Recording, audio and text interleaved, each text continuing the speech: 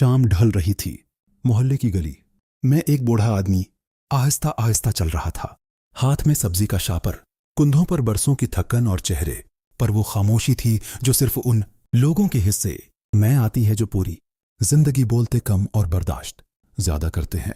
वो किसी जमाने में जवान था, ख्वाब देखता था, दोस्तों के साथ हंसता था, जेब में चंद रुपए होते मगर दिल में पूरी दुनिया बसती थी।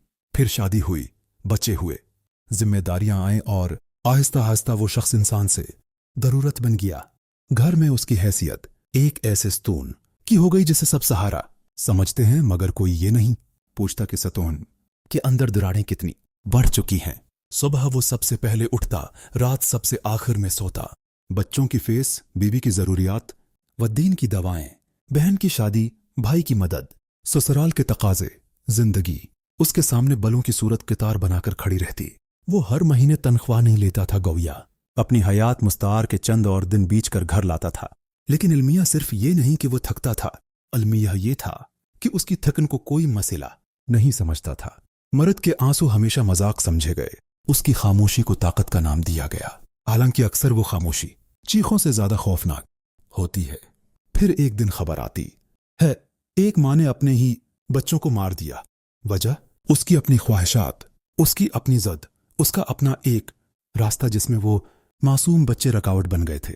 खबर चंद दिन सोशल मीडिया पर चलती है, कुछ लोग गुस्सा करते हैं, कुछ बहस करते हैं और फिर जिंदगी मामूल पर आ जाती है। लेकिन सवाल वहीं खड़ा रहता है कि जुल्म सिर्फ एक जिन्स की जागीर कब से बन गया? सिंह दिल्ली और सफाकी सिर्फ मर्द के हिस्से में क्यों लिखी गई और मासूमियत सिर्फ औरत के नाम क्यों वक्फ कर दी गई? सच ये है कि अच्छाई और बुराई की कोई जिन्स नहीं होती। अपनी अमली जिंदगी के 18 साला तजर्बा की रोशनी में मैं ये बात पूरे वसूख से कहता हूं कि न हर मर्द जालिम है, न हर औरत मजलूम। दुनिया इतनी सादा नहीं जितनी हम सोशल मीडिया की पोस्टों में बना देते हैं। कहीं एक औरत जुल्म से है रही होती है और कहीं एक मर्द खामोशी से अपनी कब्र खुद रहा होता है, सिर्फ इसलिए कि वो मुर्द है और मर्द को शिकायत जेब नहीं देती। अबा की वफात के बाद में रातों को उठ उठ कर तन्हाई मैं रोता रहा। हमारे माशरे में एक अजीब रस्म है, जब औरत रोती है तो लोग उसके गर्द हमदर्दी का दायरा बना लेते हैं, मगर जब मर्द टूटता है तो उसे नसीहत दी जाती है कि मर्द बनो, जैसे मर्द होना इंसान न होने का दूसरा नाम हो।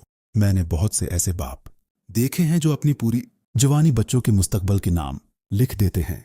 वो अपनी ख्वाहिशात को दिल के गहरे कन्वे में दफन करते जाते हैं।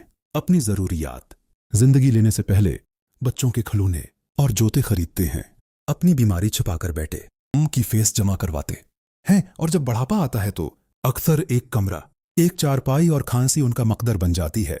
फिर लोग कहते हैं कि ये तो उसका फर्ज था। फर्द कितना आसान लफ्ज है और कितना भारी बोझ। असल मसला ये नहीं कि मर्द मजलूम है या औरत, असल मसला ये है कि हमने इंसान को देखना छोड़ दिया है। हमने दर्द को भी जिन्स में तकसीम कर दिया है। हमने इंसाफ के तराजू में हमदर्दी के बजाय नजरियात रख दिए हैं। समाज तब बेहतर होगा जब हम ये मान लेंगे कि जुल्म का कोई मुस्तकिल चेहरा नहीं होता। कभी वो मर्द के रूप में आता है, कभी औरत के, और कभी वो हमारे अपने तासुबात की शक्ल में हमारे अंदर बैठा होता है।